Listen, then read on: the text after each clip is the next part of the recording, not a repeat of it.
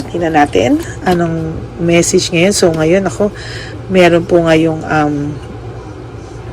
conflict, rivalry, and competition. Malamang itong meron pong nag-aaway no, ng dahil sa iyo, dahil sa meaning ng rivalry at competition. Pwedeng ang person mo po ay hiwalay na kayo at may kinakasama. So ngayong araw na to, sa mga moment na to, ikaw po ay pinag-aawayan nila, no. Samantalang ikaw naman po sa mga oras na to ay nararamdaman mo po siya o nalulungkot ka po, no. Kaya mo po siya nararamdaman kasi nahihila po nila yung energy mo. So ito po ay talagang related sa iyo, no. Ito po ay dati mo, no, or ex mo. Medyo yung babae po ay selos na selos sa iyo, no. Nagkagalaitis sa iyo. Maaaring itong babaeng to ay alam na ex ka nito, no, at nararamdaman niya po na malamig sa kanya. Ayan, no, medyo sa kanya ngayon yung lalaki. So malamang pinag-aaway nila na Pasko at feeling niya nga, naku, parang ito rin yung kanya, parang feeling niya po ay ikaw yung nasa isip nitong lalaking to.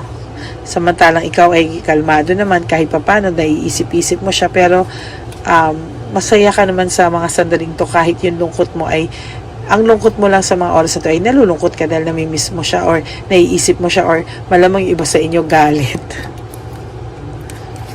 no. So ang taong ito ay ngayon ay malungkot, no, no right choice, confusion, disconnected. So parang naiisip ka po niya pero wala, hanggang doon na lang ang kaya niyang gawin. He feels empty, no, may emptiness, emotional loss, no. At kaya po sila nag-aaway kasi ngayon ay medyo may pagka-cold heart siya dito sa kinakasama niya o karelasyon niya, no, kasi nga hindi din maintindihan itong lalaking to ba't ikaw ang naiisip niya sa mga ito. Ayan, malinaw kapatid, nalulungkot siya, naiisip ka niya. Maaring sa iba sa inyo ikonsensya ang nararamdaman, yung iba naman ay talagang namimiss lang kayo. Yung iba sa inyo ay nagpaplano ng mag-move on sa taong ito dahil medyo natagalan ka rin sa pag-move on. So, yung iba sa inyo ay gusto na mag-move on at yung iba ay gusto nag-iisip. Natutuwa ako, yung iba sa inyo nag-iisip ng ano ang pwede nilang gawin. Maaring nag-iisip kayo ng bagong hobby, bagong trabaho, bagong gagawin para makalimutan itong taong to. Parang gusto nyo nang tulungan yung sarili nyo this time. Ayan, so kailangan mo raw nakaka-recover ka na, no, kahit papaano magaan yung aura mo sa mga panahon na ito.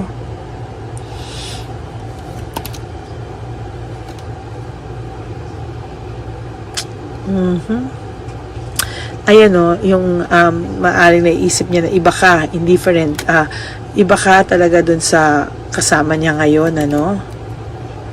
Ayan, no, so iba ka dun. Ito legal complications, meaning kung may kinakasama nga tong iba, so ikaw yung naiisip nila sa mga oras na to. At ayan, no, hindi ako nagsisinungaling, parang sinulatan ko po talaga to para alam nyo, no. So jealousy, self-centered, naiisip nitong babaeng to, ayan, no, sobrang lungkot niya kasi ang iniisip nitong taong to ay ikaw. Ayan, no, nadidistract siya sa mga ginagawa niya sa okasyon nila o ano, kasi somehow hindi niya rin alam bakit pumapasok ka sa isip niya.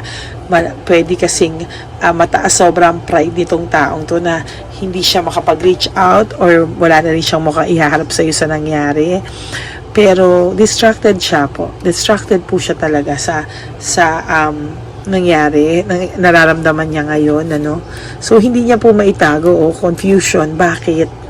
Curiosity, brutality, malamang itong taong to brutal magsalita, masakit magsalita. So ngayon hindi kanya makausap, or yung nangyari sa inyo is medyo brutal yung paghihiwalay nyo, ghosting, or pwede ding nag-away kayo, or pwede ding marami ka sa kanyang sinabi din dahil sa may mga nahuli ka, or meron kang mga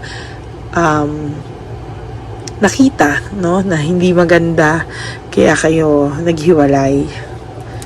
At kahit pinipitin to sa leeg, hindi aamin. Basta tulungan mo rin lang daw po ang sarili mo kasi hindi po madali ito, no? Most of the time, maiisip mo pa rin ang taong to. Bakit? Kasi kapag once na iniisip ka po ng taong ito, nararamdaman mo po, no? So, yun nga, yung iba sa inyo nang may gusto ng bagong gawin, ano, or mag-travel. Yan. Itong taong to talaga medyo magulo ang utak. Ikaw yung determinado, no, na magbagong buhay, magsimula ulit kahit na sakit ka niya. Ayan, no, tama-tama, oh. Willpower, no, desire, inspiration, fresh start, optimistic, fun, fulfillment. Parang gusto mo naman na mawala na sa ganitong cycle, kapatid. Naintindihan naman kita. Parang gusto mo nang, ngayon gusto mo naman kahit papano na sumaya ka naman. Ikaw naman, parang kahit papano, bigyan mo naman ng saya yung sarili mo. Kasi parang tama na yung kahinaan mo. Ngayon this time, kahit na nahihirapan ka, you're trying naman. Ayan, no, you're making decision, ano. So, parang, sige, kahit na masakit, lahat, sige, alaban. Parang ayaw mo ng ganitong buhay. Wala kasing direksyon yung buhay kung paging ganito. Laging unpredictable yung maiisip mo.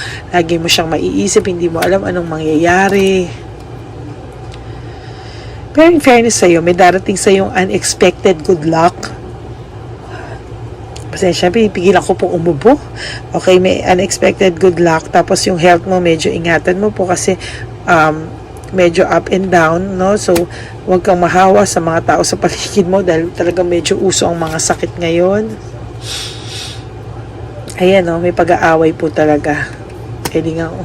Pwede ngang kapag nag-aaway sila, umalis na lang yung lalaki, no? Para hindi na lang mabungangaan itong bago niya kinakasama. Ayan, no? Naiisip niya yung broken family, meaning broken relationship with you, shattered dreams. Ang dami niya pong magandang pinagsamahan, pero isip-isip niya nasira lang ng ganon, pero hindi niya po rin po masisi yung sarili niya. Parang sa inyo pa rin po sinisisi. Parang ikaw ang nagtulak sa kanya. Bakit ganito? Oh my God, taong to napaka-ma-pride. So siya po ay parang nakakulong sa kanyang sariling paniniwala na kahit anong explain mo, kahit anong sabihin mo, parang hindi niya maintindihan, parang ikaw pa rin ang may kasalanan sa huli. Hindi ka po nananalo sa taong ito. So disorganized siya, hindi niya maintindihan bakit overwhelming ang feelings niya, binabalanse niya talaga, pero hindi niya mabalabalanse. Bakit ganun ang buhay? Lahat ng pasukin niya ngayon, failure. Somehow, karma sa kanya to. Ayan, lack of commitment. Kasi dati, iniisip mo lahat na lang ginawa ko sa taong to. Lahat binigay ko sa taong to. Lahat. Pero yung binigay niya sa akin, parang huling-huli lagi ako. Ay, Wheel of Fortune in reverse, no? So, kahit papano naman po, no? Marireverse yung mga nangyayari sa iyong kamalasan. Tulungan mo lang daw po ang sarili mo. Hard work, response, para ikaw lahat ang nagtrabaho para sa relasyong ito, lahat ikaw nag-sacrifice, pero hindi mo nalaman ang totoo, talagang nasaktan ka talaga dito. Okay, tingnan po natin naman, no, kung ano po ang kanyang feelings as of this moment. Ay, teka muna yung energy nyo, no? Kasi ito pong magnet na to. Ito po ang nagko-connect sa akin sa lahat ng subscribers ko para maramdaman ko po yung energy nyo.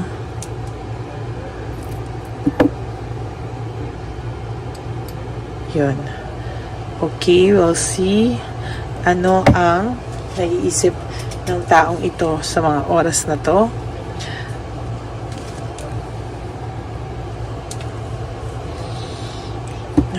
Okay. Anong naiisip niya o anong realization niya sa mga oras na ito?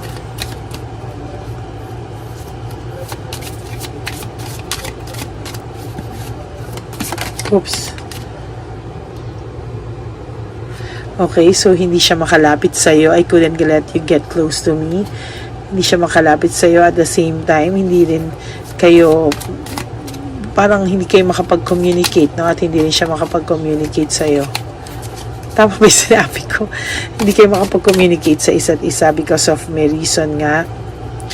Parang nahuli mo to sa iba, nahuli mo to, or nalaman mo may iba siya pero hindi pa rin siya umamin kahit huling-huli na.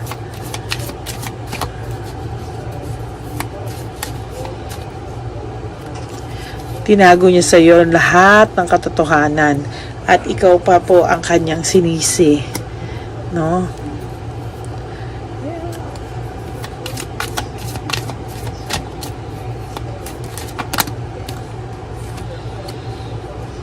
Finding out the truth crushed me, meaning nung nalaman mo po yung totoo, parang gumuho ang iyong pakiramdam.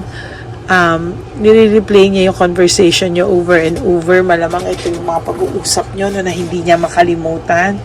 Maaaring ito po ay pinagsisisihan niya o yung mga nakakakilabot sa kanya na ito yung mga times na nahuli mo siya o ito yung mga times nag-aaway kayo na alam mo na sa sarili mo na meron na pero ayaw niya pa rin umamin. At hindi rin ito makalapit sa'yo dahil wala rin ito mukhang iharap sa'yo dahil ma-pride to. Hindi po siya aamin. So, I know that I crossed the line with you, meaning alam niyang sinagad ka niya ng sobra at sinaktan ka niya ng sobra. Sometimes I stay awake thinking about you. Kinukusog siya ng konsensya niya most of the time, no? And I can't stop thinking about you. So, malamang ang taong ito ay sinasabi niya sa'yo na wala na siyang pagmamahal sa'yo, binabaliktad niya lahat, pero sa totoo lang, hindi ka niya makalimutan. Defense mechanism niya yon, kaya lang, wala na parang tapos na yung sa inyo, at kumbaga, kung sa tao nyo na meron ng iba, pinapanindigan na lang niya yon ng bongga.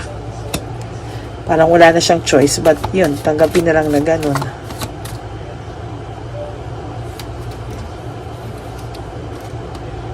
I hide things, I hide behind material things. So, sinasabi niya, kunwari, masaya sila ng babae o masaya sila ng lalaki na pinalitan.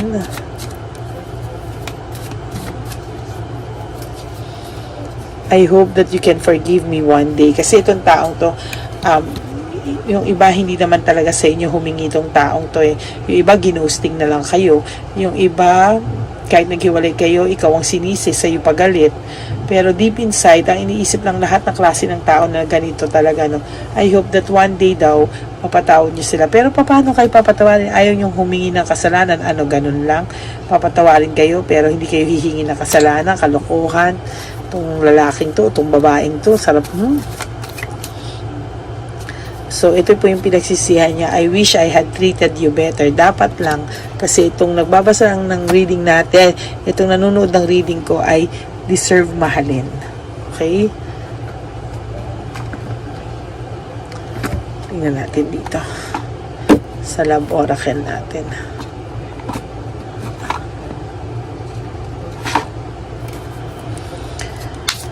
Okay. Anong mensahe para sa aking kapatid na ito?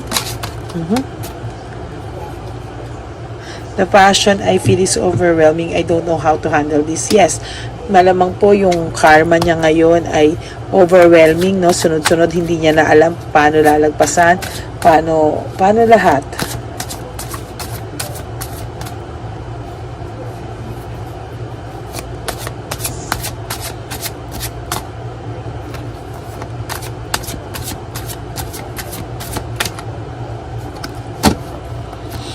I am stuck in the vision of us together.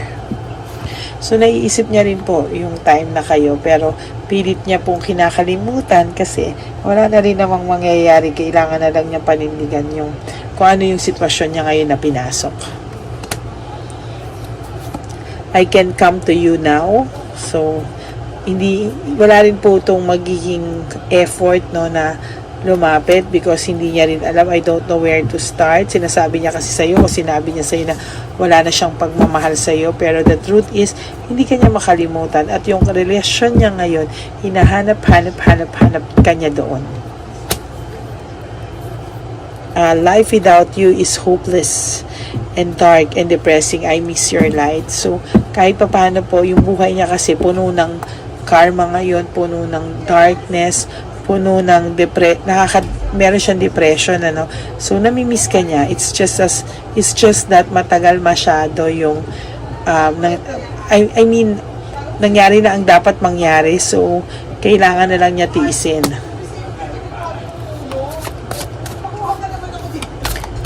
Okay.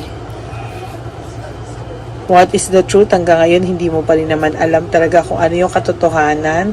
Gusto mo malaman lahat ng katotohanan, pero kasi hindi nga to aamin. Kahit pilipitin mo leeg nito 30 times, hindi siya aamin. Try mo sa 31 times. De, joke lang. At ikaw pa sinisisi nito na you triggered me, no? So, sinasabi po ng barahan natin, you deserve better. Don't worry, no? Kasi siya din mismo sa sarili niya, alam niya na, why do I deserve someone like you? Hindi din eh.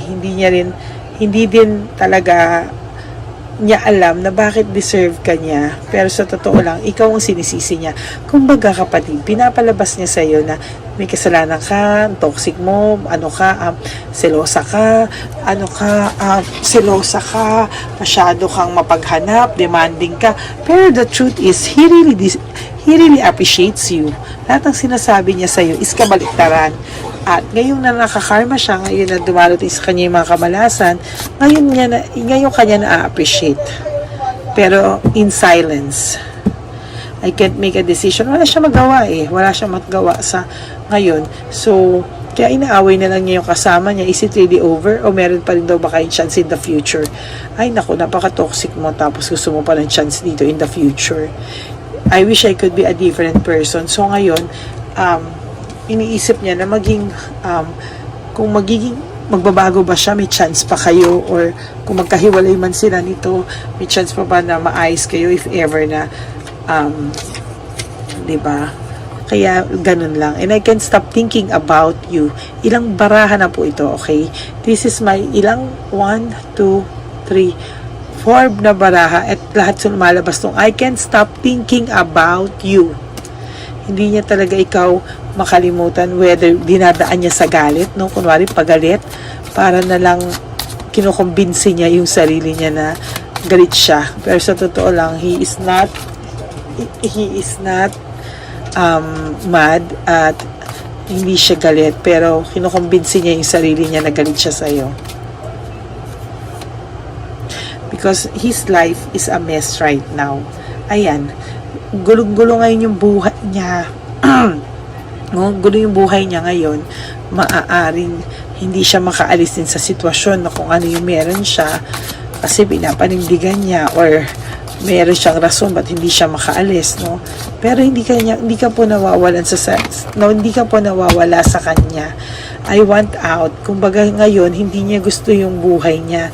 Kung pwede nga lang baguhin ang buhay niya, siguro naiisip niya pa sa nangyayari sa kanya, masaya ka na, or hindi niya po pinapakita sa iyo. Ayaw niyang malaman mo na magpapakita siya sa iyo na hindi siya okay. So lahat na ilalabas niya sa social media niya o ilalabas niya sa kanila ng babae ay masaya sila kasi fried chicken niya.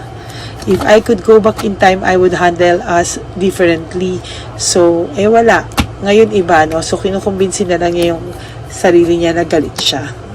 So, pag naiisip niya kayo, naiisip niya yung painful memories, no? Tapos, gusto niya, ito yung sasabi niya, I don't want to be who I used to be because you deserve better. Pero wala na eh. Nandiyan na siya. So, kumbaga ngayon, pinapanindigan niya, kunwaring happy siya.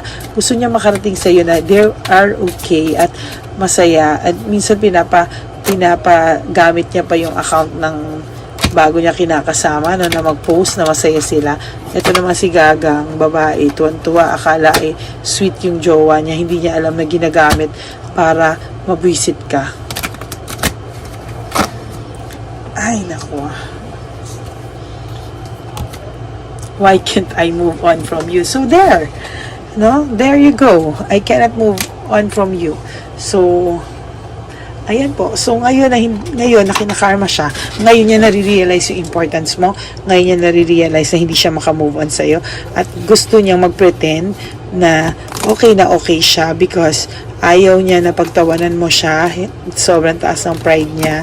So, gagawin niya ang lahat para magmukhang better ako sa'yo. Nung naghiwalay tayo, mas okay ako sa'yo. Pero the truth is, he's really nasa mess. Yung buhay niya is so lonely and sad, and hindi po nako-compensate nung babae yung loneliness niya sa pagkawala ng relationship niya. Sinasabi niya hindi ka na niya mahal, sinasabi niya no, he cannot move on from you, but he is convincing himself, kino-convince niya yung sarili niya na okay siya kasi yun na lang ang meron siya. So bakit niya pa hahayaan na makita mong malungkot siya? So gusto niyang pakita na okay ako, at mas better ako na naghiwalay tayo. Too bad for this man or this woman, kasi ibig lang sabihin no, na ang pride niya is something sa kanya na pinangangalagaan niya, na kesa sa mapahiya siya, okay lang sa kanya na maging ganyan lang muna yung buhay niya. So yun yung masakit doon. Okay, so I hope na naka-resonate to sa inyo mga kapatid, no? And that is your third reading for the day. I hope po na talagang naka-resonate kayo. And if you do, can you please give me a like and comment down below para naman po alam ko po kung ano po ang inyong nasa saloobin. Ayan, ano. Ako po ay magbabalik for another set of reading. For the meantime, sana po ay napanood niyo na po yung first and second reading. I love you all and God bless you all. Magkikita-kita po tayo ulit on my next reading. Bye! Okay, update po, may nagpanggap pong subscriber natin na siya po ay magpapahula sa fake na Lady Elena, kaya ayan, hinihingan po siya na $80 at ang cell po niya ay nabigay at nakuha. Ang pangalan niya po sa cell ay Julian Albert, no? Siya po ay may cell account din, kaya mag-iingat po kayo. Ayan po, no, kung sino man po yung scammer na Julian Albert na yan, no, iinsensuhan po natin yan para siya po ay makonsensya. Kung wala man po siyang konsensya, at least po bumalik sa kanya lahat po ng kanyang ginagawa, at maling-mali po yan, ano. Basahin niyo po lahat yan, makikita niyo po, ayan po ang cell number niya at Julian Albert na yan, ano, para po talagang ma-report din po natin yan na siya ay gumagamit ng cell account na Julian Albert. Mag-ingat po kayo. Ayan po yung number niya. Ayan po yung pangalan niya. Huwag po kayong magpauto. Nakita nyo naman po, no, napakalayo po ng pangalan ko sa pangalan ng pinagsesendan nyo po ng account o ng pera. Kaya mag-ingat po kayo at beware sa scammer na to. At talagang ayan po, pinost ko po ang kanyang pangalan dito para maging babala po sa inyong lahat. Maraming salamat po.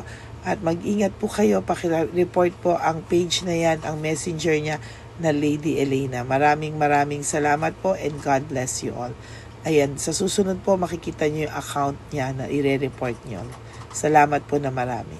Magandang gabi po ulit sa inyong lahat. Ako po ay muling nagpapaalala sa inyo na mayroon pong lumalabas sa FB at Messenger account na fake account po, no, nang hihingi po ng $25 through PayPal, at hindi po yan totoo. Huwag po kayong maniwala dyan. At pag sinabi mo po na gusto ko pong marinig ang boses nyo or makita kayo, ang sasabihin po ay magbibigay kami ng link, buksan mo yan, at pagkatapos ay makikita mo ako. Huwag po kayong maniniwala dahil yan po ay hindi totoo. Yan po ay isang malaking scam na pag binuksan nyo po ay mahahack po lahat sa inyo. Mahahack po ang inyong mga personal details. Lahat ay mahahack. Ako po ay nalulungkot na ito po ay nangyari, ngunit sa talagang may mga tao pong masasama at may mga tao po talagang hindi makatiis na hindi gumawa ng masama sa ibang tao. Pero maging aware po sana kayo. Tulungan nyo po ako. I-report po natin yung fake na yan at sa FB para siya po ay mawala na at wala na po siyang mabiktima pa, no? Nandyan po lahat ng details at maraming salamat po sa inyong lahat. Maraming salamat po sa inyong lahat at mag-iingat po kayo.